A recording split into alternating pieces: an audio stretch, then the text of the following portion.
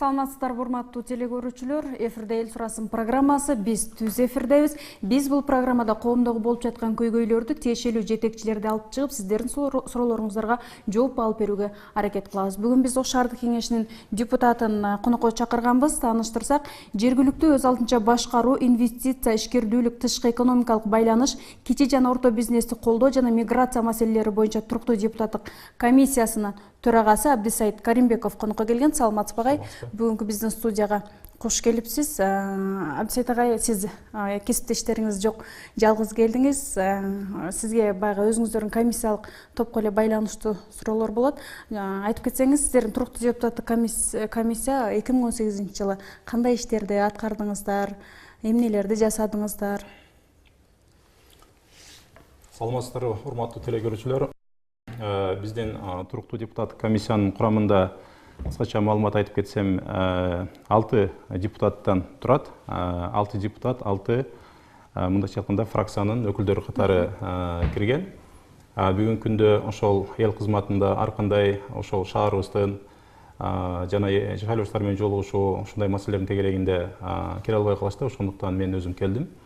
Кудай буюрса бүгүн аракет кылам сиздердин сурооңуздарга жооп берип, ошол биздин туруктуу депутаттык комиссия бир жыл ичинде кандай иш аткарганы жөнүндө маалымат бергим келет да. Чындыкта 2018 жылы биздин туруктуу депутаттык комиссия бул ошол аты айтып тургандай эле биринчи кезекте жергиликтүү өз алдынча башкаруу, бул биздин жанакы аймактык мурдагы кеңештер менен азыркы аймактык башкармалыктар менен иш алып барабыз түздөн түз. Бул биринчи бир багыты, анан экинчи багыты инвестиция тартуу же инвестиция тартууда жакшы шарт түзүүгө көмөктөшүү да. Ушул экинчи багыт катары, анан үчүнчү багыт бул ошол ишкерликти колдоо жана ошо экономикалык маселелерде көмөк көрсөтүү. Жана ошондой эле ошол биздин ишкерлерибизге көмөк көрсөтүү болуп эсептелинет. Төртүнчү багытыбыз бул миграция маселелери боюнча. Рахмат. Сиз азыр депутаттын комиссиялык топко байланыштуу эмне ишти аткаргандар боюнча токтолуп кеттиңиз окшойт да? Жок, мен такта мындай алдын ала маалымат берип атам. Эми комиссия кандай комиссия, эмне багыттарды алып барат? Дагы токтолобуз. Азыр биз телекөрүүчүнүн суроосун кабыл алсак, Абдисаид мырза, андан кийин жооп берсеңиз. Урматтуу телекөрүүчү, биз сизди угуп жатабыз. Алло, саламатсызбы? Биз сизди угуп жатабыз, айта бериңиз сурооңузду. Саламатсыздарбы, урматтуу биздин шаардык кеңештин депутаттары, биздин урматтуу сүйүктүү телеканалыбыз Ош ТВ. Сиздерге алдыңыздарда келип турган жаркыраган жаз ай менен чын жүрөктөн куттуктайбыз. Ишиңиздерге ийгилик, дайыма эл менен бирге болуңуздар демекчимин. Рахмат. Сурооңуз барбы? Бере турган суроом мындай болуп атат да, депутаттар бул элге кызмат кылыш керек. Эл депутаттар менен биргеликте кандайдыр бир жакшы нерселерди ишке атса, ал элге кызмат кылса, биздин келечек мундар үчүн өтө сонун болот деп ойлойм да. Менин айта турган оюм, мындай бир жеке адамдарга же болбосо мындай бир кыйналып аткан семьяларга депутат катары мындай жардам берише алабы деген, бул биринчиден. Мен көрүп эле жүрөм да.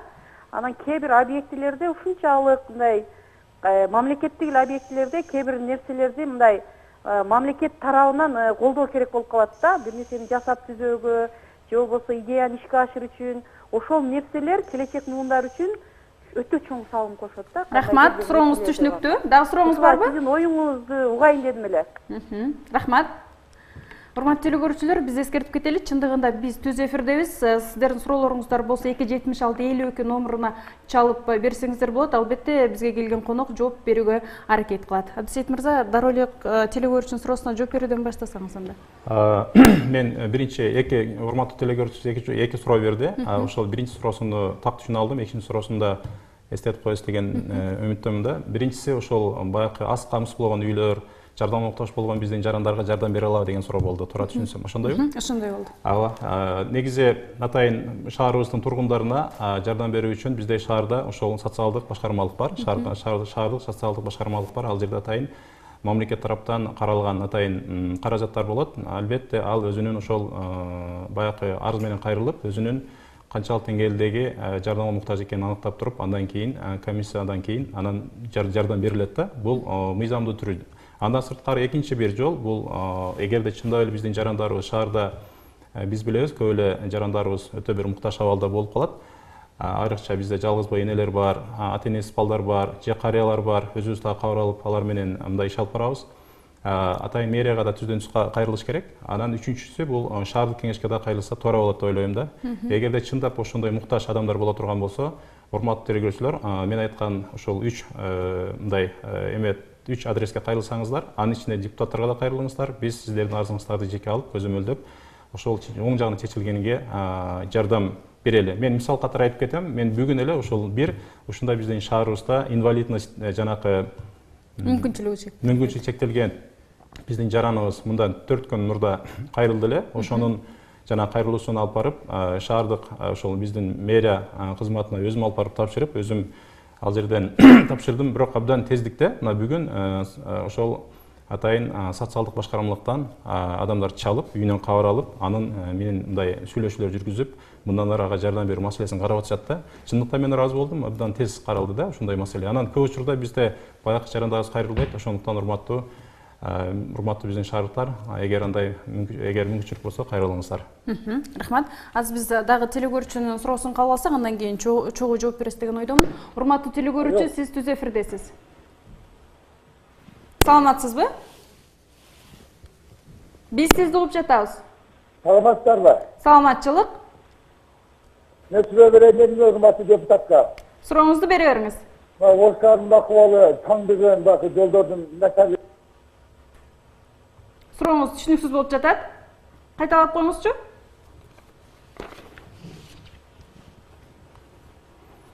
Урматтуу телекөрүүчү, биз сизди угуп жатабыз. Байланыш үзүлүп калды окшойт. Негизи эле Абдисейит мырза, сиздер баягы мигранттар менен дагы байланышта турасыздар. Айтсаңыз, Ош шаарындагы ички жана сырткы мигранттардын абалы кандай? Ош шаарында ички жана сырткы мигранттар боюнча көбүнчө бизде Кыргыз Республикасынын өкмөтүнүн алдындагы миграциялык кызмат тилекке каршы түштүк региондогу, анын ичинде Ош шаарындагы башкармалыгын жойгон да. Биз шаардык кеңеш ошол биздин туруктуу депутат комиссия бул маселени карап туруп, шаардык кеңештин атынан ошол Кыргыз Республикасынын өкмөтүнө, премьер-министрге биз кат жолдогонбуз. Ошол башкармалыкты алып келип берсеңиз, анткени мына Россияга кетип аткан, Казакстанга кетип аткан биздин жарандардын 65%, 60%дан үйдөсү, 70% тегерегинде деп статистика бар.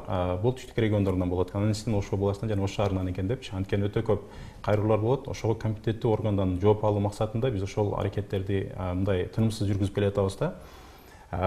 Ошол эле убакта ички миграция боюнча чындыкта Ош шаарында бүгүн мындай расмий маалыматка таянсак, 274 миң калк бизде жарандар Ош шаарында каттоодо турат.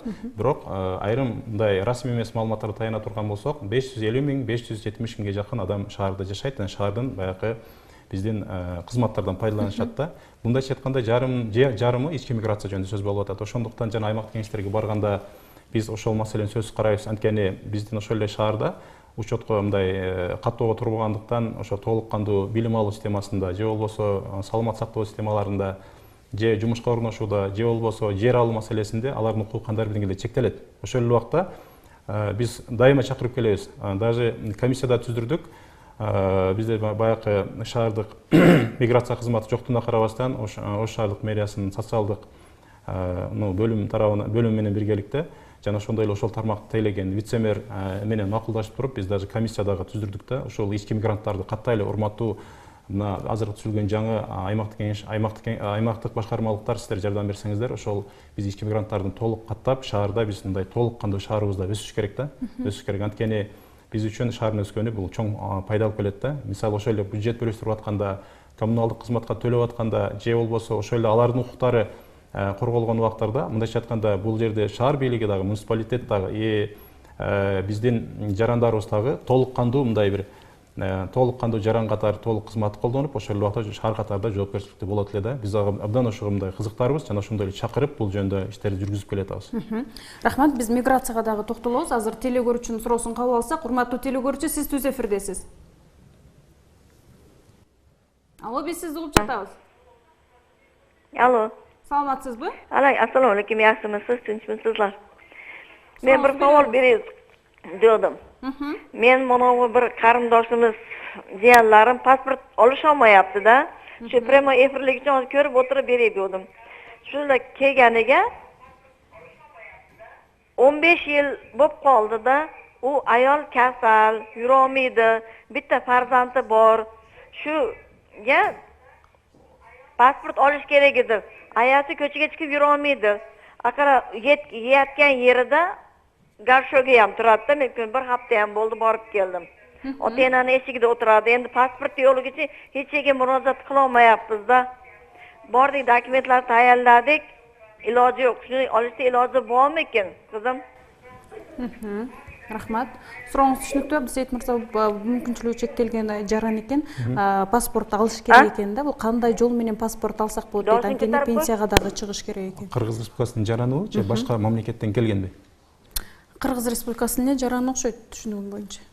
Егер Qirg'iz Respublikasining jarani olsa, bizde dünyada men o'ylaytilim, ko'p mamlakatlarga borib turamiz, biroq eng pasport alу sistemasi jengil Qirg'iz mamlakatida, Qirg'iziston. O'shondaqdan hech qanday masala bo'lmaydi. Hurmatli teleko'ruvchi, agarda siz agar Qirg'izistonning jarani bo'lib turib, o'shol pasport olishdan yo'l jo'vosin bilmayotgan bo'lsangiz, yoki qanday bir to'sqinliklar bo'lgan bo'lsa, efirdan keyin telefoningizni qaltirangiz, men JKS bilan baylanishayın. Je bo'lmasa siz ertang bizning mana Qo'sh shahardıq kengeshine kelib, şol bizga qayrilsangiz, biz masalangizga yordam berib chechib beramiz. Agarda siz Rossiyaning jarani olsa qanday bo'ladi? Agarda siz boshqa mamlakatda, misol boshqa mamlakatdan kelib qayrilayotgan bo'lsangiz, anda bu masala shahardıq kengeshdan emas, shahardıq munisipalitetdan emas, bu mamlakatning dengeli masala. Antkeni жарандыкты кабыл алуу жана жанаттан чыгуу жылына bir гана жолу Кыргыз Республикасынын президенти тарабынан гана бул мындай кол коюлат да. Ошондуктан ошону так мындай түшүндүрүп кетсе да, эгер түшүнүксүз болуп кала турган болсо, урматтуу телекөрүүчү, мен сизде телефонуңузду калтырууну суранам жана мен сизде ошол шаар кеңешке келүүңүздү суранып элем да. Рахмат. Урматтуу телекөрүүчүлөр, биз түз эфирдебиз. Бизге Ош шаардык кеңешинин депутаты Абдусайт Каримбеков келген. Суроолоруңуздар болсо берсеңиздер болот. Абдусайт мырза, азыр аймактык кеңештер жоюлуп, 6 муниципалдык аймактык башкармалык түзүлбөдү. Алардын ишмердүүлүгү боюнча токтолуп кетпейсизби? Жана биринчи суроону ушул багытта бердиңиз эле. Мен мындай жооп бергенге жетишпей калдым. Жооп иретинде айткым келип атат.